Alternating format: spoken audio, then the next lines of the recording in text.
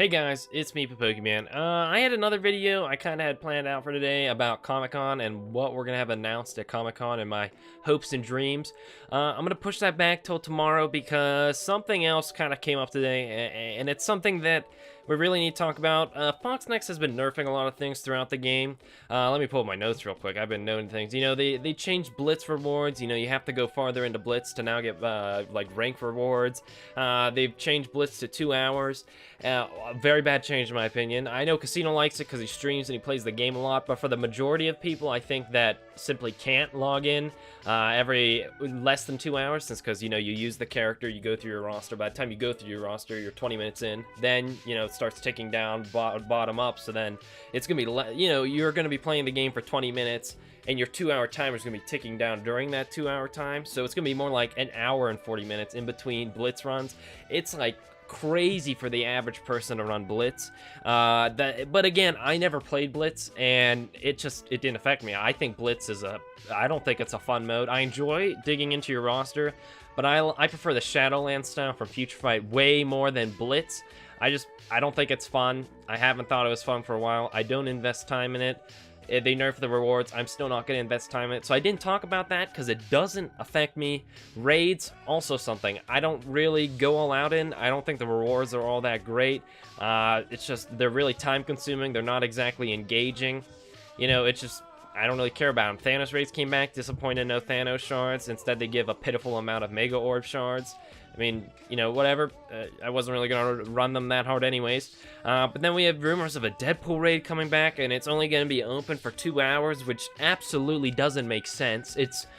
You have alliances, essentially, that have people from across the world. So, you know, say you have, like, somebody in Asia who's in your alliance, and then you have an American person in your alliance. Well, you want the person in Asia to wake up and like, hey, sorry, man, I know, you know, there's this funny thing in life, you know, it's sleep, you gotta sleep, but the rest of us are kind of awake right now, so we kind of need you to wake up to run raids. You know, same thing with Blitz. I mean, who needs to sleep? We can, yeah, wake up every 2 hours, set an alarm, don't sleep straight, just every 2 hours a night, you need to run Blitz. Wake up, run Blitz, sleep. Wake up, run Blitz, sleep. I mean, what are they? There's not robots playing this game. I think a better system, I talked about this a long time ago with the #1 ranked arena player back in the day. I'll try to pull a link to that video down below, but he said that he would like to see more like every character can run in Blitz, you know, 5 times per day or 6 times per day. And you can run them all out at once if you want to, or you can spread them out throughout the day, and it gives you a lot more flexibility. And then you could buy more uses for each character. That'd be a more consumer-friendly system. So, you know, say I don't want to wake up in the middle of the night. I can run a character 12 times during the day, so that way I don't have to run it 6 times during the night. I think that'd be a much more friendly system. It'd still allow people to play the game a ton.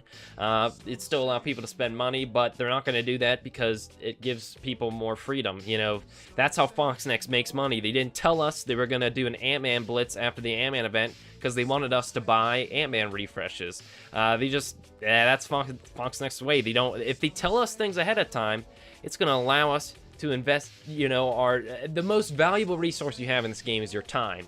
And if they don't tell us things ahead of time, then we can't invest our time in it. Like Star-Lord event, hey guys, surprise, Star-Lord's out, you know? If they told us 2 months ahead of time, we would have started farming Star-Lord, the Guardians of the Galaxy out on the Ravagers, but nah, they didn't tell us, so we couldn't farm it. That's just a common thing with Foxnext. Not to mention now we're seeing how the tier 4 ability mats are going to be farmable. I barely run raids in my alliance. Like, we really don't run raids. In fact, my alliance, like, we're not even really an alliance anymore. We don't run raids. We don't run them. We're not dedicated enough to the game. There's not enough incentive to run them. The Thanos raids gave such little rewards that it was like, you know, why bother running the Thanos raids?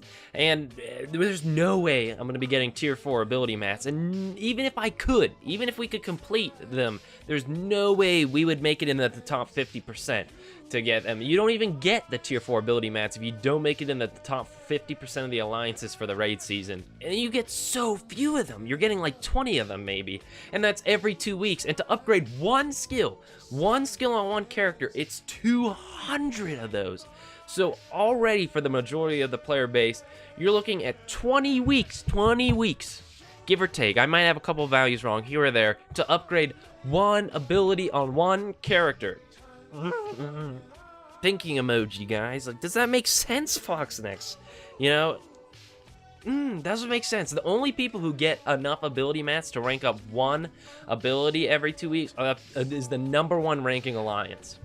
The #1 ranking. Okay, thank you. All right, thank you. Another big controversy that came out today was Nightly. So it came out in this video he had. This was me tweeting him. I did ask if he wanted to do an interview with me. He's not gone back to me. Then Casino brought him on stream, so I don't imagine, you know, I think Casino got to him before I could, so Casino beat me to it. But, you know, he made this video. He's actually taking it down now, so this will probably be the last time you get to see it. I'm gonna get to why he's taking it down soon. You know a video is bad when they disable the comments. That's when you know something's wrong with a video. And essentially, OXTS, the whale, OXTS865. I always mess up those last characters in the name. I'm so sorry, Kraken. But he called him out. He's like, how are you level 65 right now? Because it'd be massively expensive to spend energy on the game right now. And so he talked about how he was essentially... He set something up with Foxnext where they pay him to make videos about the game, and they give him in-game resources to do it. And, you know, there's nothing too wrong with that, but he's 257,000 energy. And I don't mind, you know, content creators getting resources to then be able to review things ahead of time.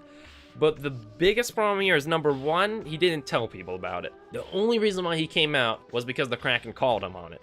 The second thing is he should not be competing with us. You know, in a game that values placing high, like what they do with the tier 4 ability mats, like they do in Blitz with every single new character. Everybody's in there. Arena, all about placing high.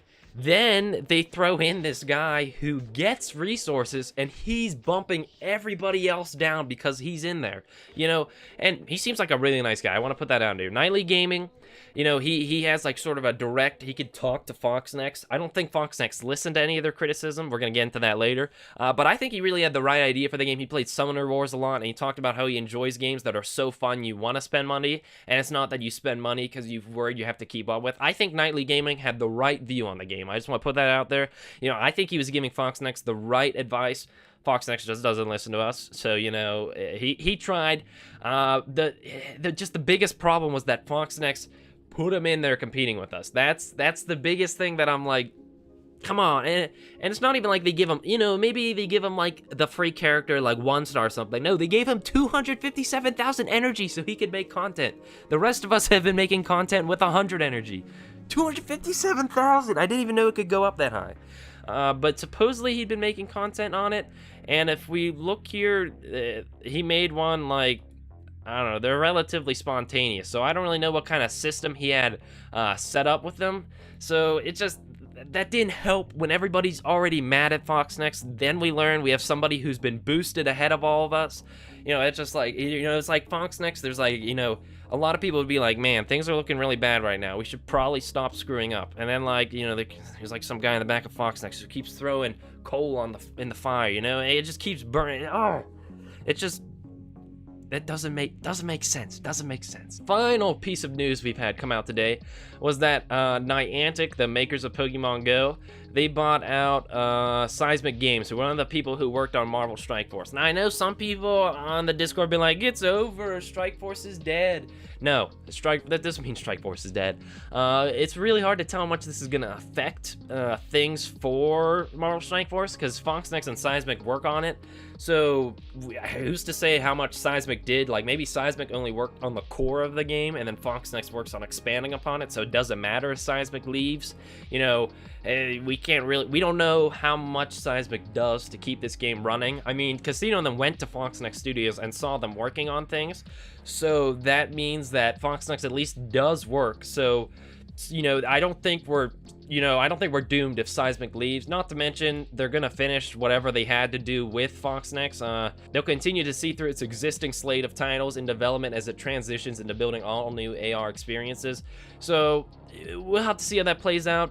Hard to tell how much it's gonna affect everything, but you know, we'll have to see. At the end of the day, the biggest thing we could conclude from this is Foxnext doesn't care about any of us. They don't care about me. I can talk about what I don't like. They don't listen to me.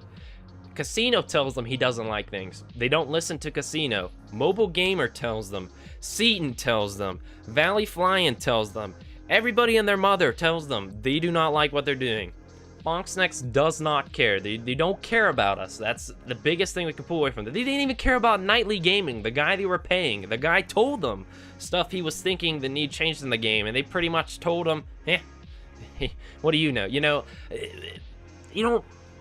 It's so hard to continue to criticize them when it clearly does nothing. The only thing this does is raises awareness. I would not be spending money. I bought the starter pack way back in the day, and I have not spent any more money on Strikeforce ever since then. The deals are so bad. The fact that Seismic Games is getting bought, you know, the future could be iffy. It's just, this isn't the kind of game you'd want to spend money on.